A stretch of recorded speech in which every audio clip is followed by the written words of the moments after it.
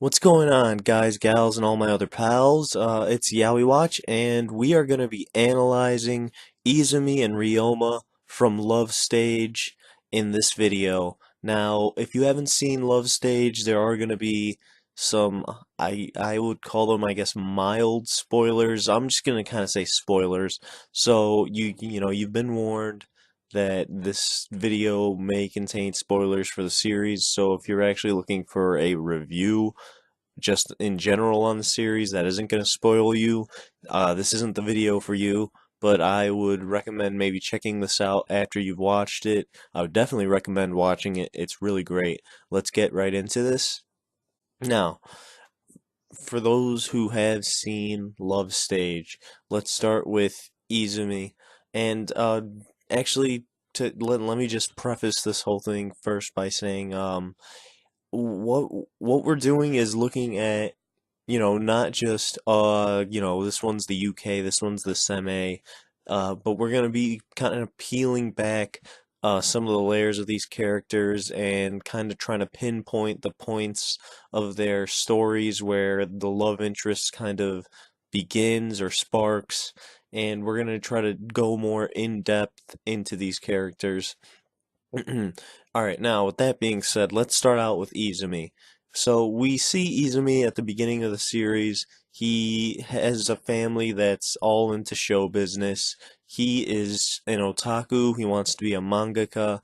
To me, he did not look like a typical, a typical UK, at least not with the glasses on. The glasses off, oh my God, he's beautiful, but we're looking beyond appearances here.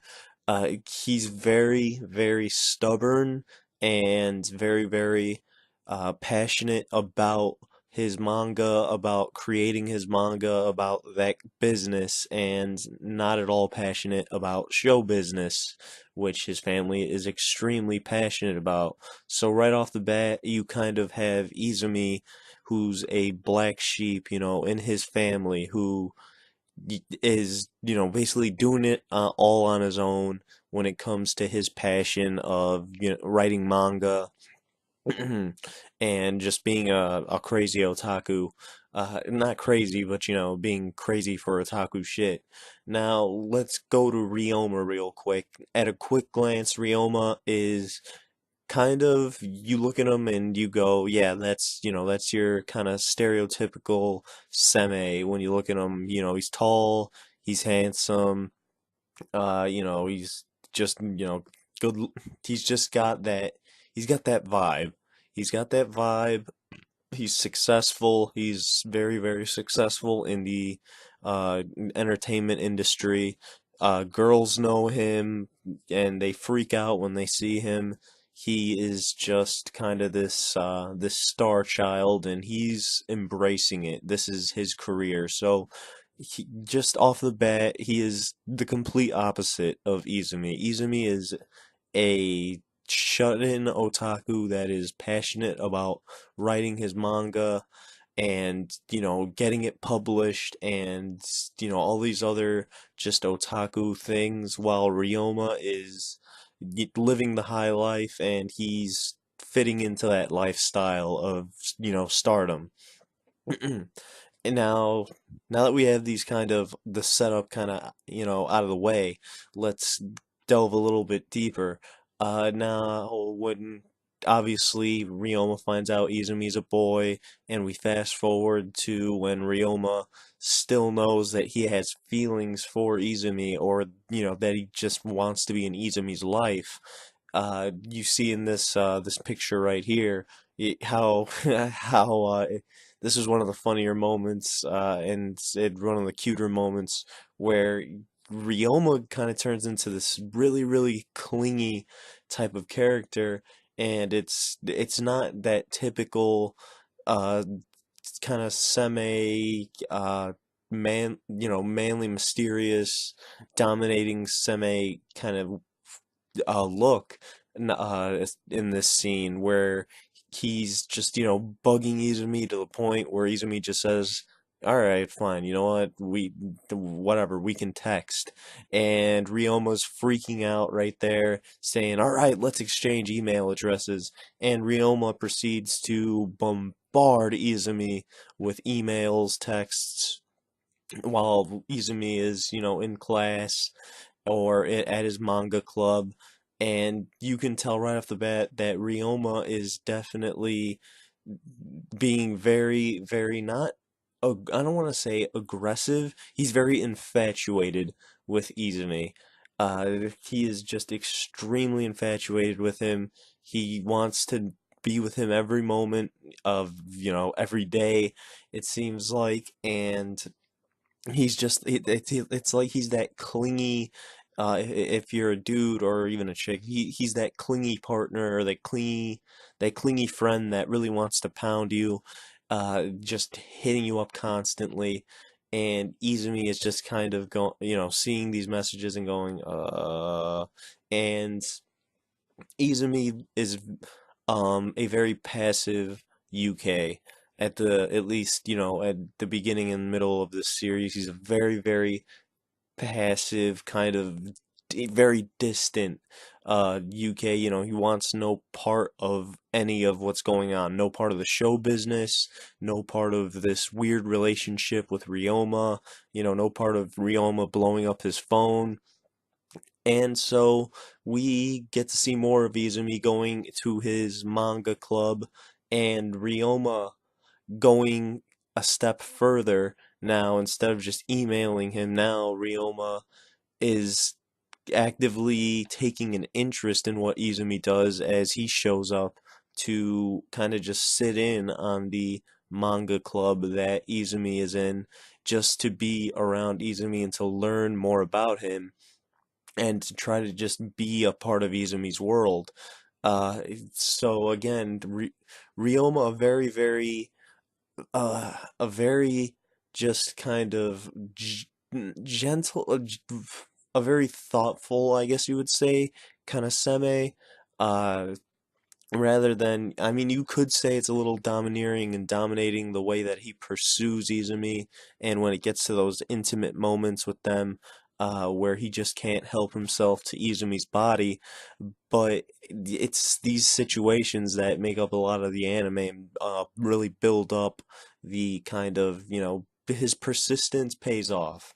Ryoma is a very, very persistent and just wanting to understand Izumi, and whether even that means he steps out of his own world and into Izumi's, no matter what it is. He steps out of, the spotlight of show business and says, "Oh, you're having your club meeting right now? Oh, that's cool. Can I join?" And he just really wants to be a part of his world. I mean, I keep saying because it's just something that's very, very apparent. And Izumi isn't totally going. Oh my God! I mean, Izumi's definitely annoyed, but he's allowing it. And as Izumi starts to kind of see that Ryoma is just so interested in him, and in just in helping him in any way that he can or being part of his world, I think that's where Izumi starts to kind of not, I guess you could say, fall for Ryoma. He starts to take Ryoma, um, and rather than looking at him as just kind of this annoying stalker, he kind of, starts to look at him as more of a friend now, maybe someone that he can depend on. And we see more evidence of this when Ryoma shows up to Izumi's and helps Izumi finish his manga before a deadline. And Ryoma knowing nothing about being a mangaka, him being in kind of the, again, the celebrity business, the show business, but he still, he sees Izumi needs help, and he's there doing grunt work on, on this fan manga that Izumi needs to have done, and he's doing it. He's working his ass off with enthusiasm and happiness, and it's just he's doing everything he can to help Izumi, and Izumi is seeing just how reliable and how much of, I guess a friend, a friendly, dependable, person Ryoma kind of is, at least to him. And so we see, I think that's really, that part is really, really where I was convinced that Izumi could kind of count on Ryoma, that Izumi kind of trusted Ryoma, that he had some respect for Ryoma at that point, definitely. And so we go further into the anime, a little bit further, where Ryoma goes as far as to, just literally take the take Izumi's manga that was rejected by this, in this contest that was rejected, that was by this publisher, whatever you want to say, and Ryoma takes this manga and goes and humbles himself before this manga publisher, and just literally gets on his hands and knees and goes out of his way to do something, to help Izumi realize his dream of getting, his manga published or read by his favorite mangaka. And to that end, he somewhat succeeds, by humbling himself and being ridiculously persistent. And that's a big part of Ryoma's character, is that he is so incredibly persistent. If I had to describe him in one word, that would be it: persistent. And he's just relentless in whenever he sets his mind to doing something, he will do it. And he goes over to, take over Izumi's manga to this publisher, and gets the publisher to look at it, or the writer to look at it, and actually get some notes on it, even though at the time, I believe Izumi wasn't exactly happy with Ryoma. uh, Izumi was very frustrated with his manga, his passion. Basically, someone shitting on his passion, saying, "Yeah, you're not cut out for this. This isn't up to snuff at all." And Ryoma's going out of his way and humbling himself as a celebrity before, these simple mangakas, but to Izumi, these mangakas, this writer is the world. And for him to get just to have the mangaka look at it and give feedback, and for him to bring that back to Izumi, and to say, hey, check it out, your mangaka, your favorite mangaka, checked your thing out, and put some helpful, nice hints or tips in there for you. And basically it solidifies Ryoma as Izumi's rock. Ryoma will go to the moon and back for Izumi, and Izumi still is still extremely stubborn, but at this point I think that's when Izumi is really, really falling for Ryoma. There are, some scenes with Izumi, kind of taking the focus back to Izumi, where Izumi is there's a point, when Izumi is staying with Ryoma, where he just doesn't care what Ryoma does to his body, whether they have sex or not. Izumi is just so depressed, and Ryoma has so much respect for Izumi, and just he doesn't want it that way. And Izumi just I mean, I think Izumi just kind of, with that, and then with what Ryoma did for him, I think that's when the real love connection happened. When Ryoma denied himself basically Izumi's, perfect body, and not only did that, but went out and tried to reignite Izumi's passion, and right the wrongs that he thinks the world has done to Izumi. And I mean, yeah, I mean that's kind of it, man.